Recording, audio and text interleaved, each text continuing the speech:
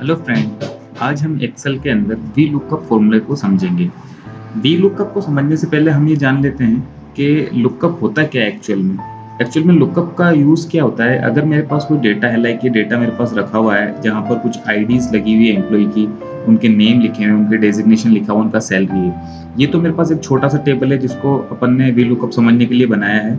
हो सकता है एक टेबल काफ़ी बड़ा हो, ये एम्प्लॉय की लिस्ट 100 हो, 200 हो, 300 हो, ये बढ़ भी सकती है। उसमें से मुझे किसी डेटा को फेच करना है, लाइक उसमें से किसी डेटा को सर्च करना है, लाइक मुझे पता करना है कि एम्प्लॉय आईडी जिसका 5 है, उसका नेम, उसका डेजिग्नेशन और उसका सैलरी क्या है। तो या तो मैं इसको फाइंड कर सकता हूँ, फाइंड करने के ऊपर भी मुझे एम्प्लॉय आईडी डाल के उसको फाइंड करना होगा, तो फाइंड करने से बस वो कर्सर को वहाँ पर लेके जाएगा। लेकिन मुझे वो डेटा अलग से चाहिए, उसके बिहाफ पे मुझे और कोई रिपोर्ट्स तैयार करनी है, लाइक उसके बिहाफ पे मुझे चार्ट बनाना है, उसका बिहाफ पे मुझे अदर रिपोर्ट्स को तैयार करना है। तो वो मैं कैसे करूँ?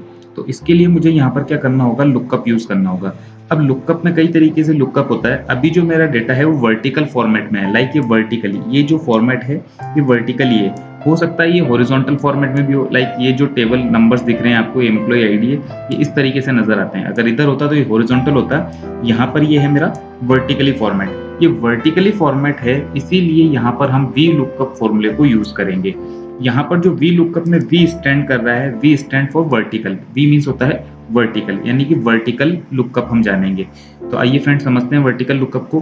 मेरे पास एक डेटा है, इस डेटा की हेडिंग को मैंने यहाँ पे कॉपी किया है और मैं यहाँ देखना चाहता हूँ कि अगर मैं किसी एम्प्लॉय का आईडी डालूँ यहाँ पर, तो उसका नेम मेरे पास शो हो जाए, उसका डेजिग्नेशन शो हो जाए और उसका सैलरी शो हो जाए। ये सारी चीज़ें मुझे पता करनी है। अब फ्रेंड, वी लुकअप करने से पहले आपको कुछ चीज़ें जानना ज़रूरी हैं, जैसे कि जब भी हम वी लुकअप कर रहे हैं तो जिसके अकॉर्डिंग हम लुकअप करना चाहते हैं, लाइक मैं एम्प्लॉय आईडी डाल के लुकअप करना चाहता हूँ या नेम डाल के लुकअप करना चाहता हूँ, तो जिस वैल्यू के अकॉर्डिंग आप लुकअप करना चाहते हैं वह यूनिक होनी चाहिए, उसकी डुप्लीकेशन नहीं होनी चाहिए। अगर वो डुप्लीकेट वैल्यू है तो आपका लुकअप प्रॉपर वर्क नहीं करेगा। इसका मतलब आप वहाँ पर आपको एरर आ जाएंगी या डुप्लीकेट वैल्यूज, उसका जो आंसर होगा वो ठीक नहीं आएगा। तो सबसे पहले आप ये ध्यान रखें कि जिसके अकॉर्डिंग आप लुकअप कर रहे हैं वो वैल्यू यूनिक हो। जैसे एम्प्लॉय आईडी यहाँ पर बिल्कुल यूनिक आपको देखने को नजर आ रही है, बिल्कुल यूनिक है। ठीक है, तो यहाँ इस चीज का ध्यान रखना है। दूसरी बात, जब भी आप लुकअप करें तो लेफ्ट मोस्ट के फर्स्ट कॉलम से स्टार्ट करें, यानी कि लेफ्ट मोस्ट, ये लेफ्ट साइड से आप ये एम्प्लॉय आईडी इधर रखकर नहीं कर सकते हैं। लाइक अगर मान लीजिए ये एम्प्लॉय आईडी मेरी यहाँ होता ई के अंदर और मैं लुकअप करना चाहता, यहाँ से इस नेम को पता करना चाहता, तो ऐसा पॉसिबल नहीं है। लुकअप करने के लिए हमेशा, वी लुकअप करने के लिए हमेशा आपके लेफ्ट मोस्ट का फर्स्ट कॉलम से ही लुकअप स्टार्ट होगा। ठीक है फ्रेंड, तो अब हम स्टार्ट करते हैं वी लुकअप।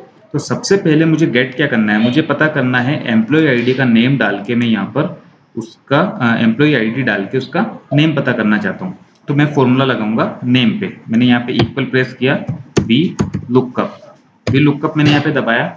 सबसे पहले फॉर्मूला के अंदर बोल रहा है ये लुकअप वैल्यू। लुकअप वैल्यू कहाँ पर, जो मैं इस सेल के अंदर लिखूंगा वही मेरी लुकअप वैल्यू होगी, यानी कि एम्प्लॉय आईडी जहां लिखी जाएगी, तो एम्प्लॉय आईडी में कहाँ लिखूंगा, इस सेल में लिखूंगा। तो इसका एड्रेस, तो F2 इसका एड्रेस हो गया, यानी lookup value. Then table array, table array मतलब पूरे टेबल का एरे। ये जो डेटा है मेरा टेबल एरे यहां से लेके यहां तक, ये A2 से लेके D8 तक का मेरा टेबल एरे है।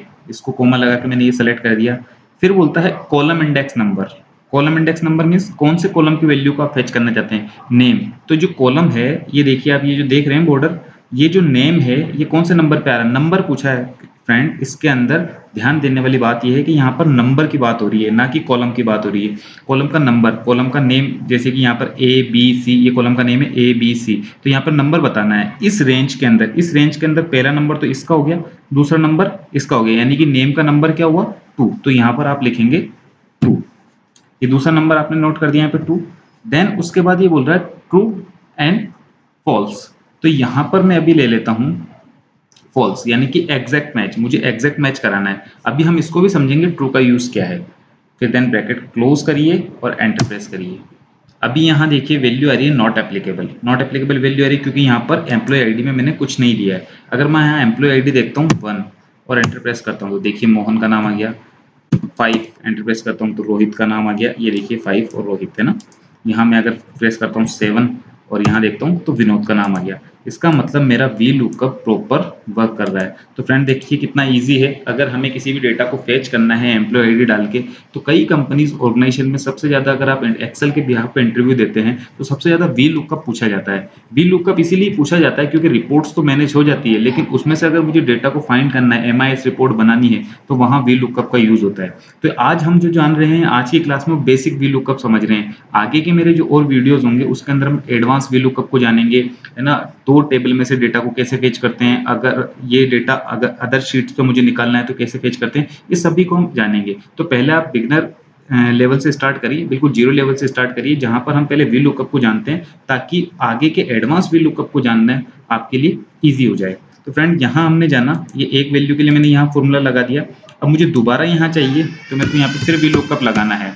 अब दोबारा मुझे वी लुकअप लगाने के लिए वही V lookup, lookup value, table array, table array के बाद कॉलम इंडेक्स नंबर। अब यहाँ पे डेजिग्नेशन जो है वो थर्ड नंबर पे आ गया, तो 3, और यहाँ पर मैं कर देता हूँ इसको ट्रू। ट्रू कर दिया मैंने। यहाँ पे ट्रू करने के बाद क्लोज कर दिया। देखिए फ्रेंड, पहले वाले में मैंने करा था फॉल्स यानी कि एग्जैक्ट मैच यहाँ पे, और यहाँ देखिए आप, और इस अभी मैंने किया ट्रू यानी कि यहाँ पर अप्रोक्सीमेटली मैच। इसमें क्या डिफरेंस है? इसमें डिफरेंस ये, अगर आपने यहाँ पे 1 डाला तो देखिए आंसर दोनों में बिल्कुल ठीक आ रहा है। 1 मोहन मैनेजर है, 5 रोहित सेल्समैन है, ठीक है। अगर यहाँ लगाऊंगा तो उसका सैलरी भी आ जाएगा। अगर मैं यहाँ डालता हूँ इसके अंदर 8 जिसकी वैल्यू नहीं है, तो यहाँ आप देखेंगे तो नेम के अंदर क्या आ रहा है, नॉट एप्लीकेबल, लेकिन डेजिग्नेशन में आंसर दे रहा है सेल्समैन, जबकि 8 नाम का एम्प्लॉय आईडी नहीं है यहाँ पर। यानी कि अप्रोक्सीमेटली मैच का मतलब होता है कि अगर आप वो वैल्यू डाल रहे हैं जो वैल्यू इसके अंदर नहीं है, तो वो लास्ट वैल्यू को शो कर देगा। यानी कि लास्ट वैल्यू क्या है, सेल्समैन, अप्रोक्सीमेटली चूज करने पर। और आप चाहते हैं एग्जैक्ट मैच, तो आप हमेशा इसके अंदर फॉल्स को सेलेक्ट करें।